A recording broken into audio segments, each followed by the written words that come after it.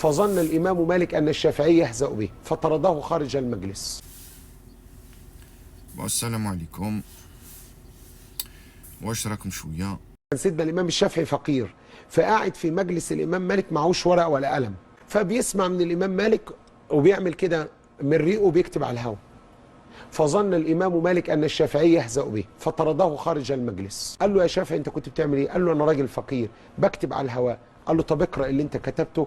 فجعل الشافعي يقرأ ويقلب صفحات الهواء. الورق ده مش مسطر وانا ما اعرفش اكتب على ورق مش مسطر بصراحه بقى. الورق ده مش عشان تكتب عليه، امال عشان ايه يا باشا؟ ده عشان تمسح اللي انت كتبته.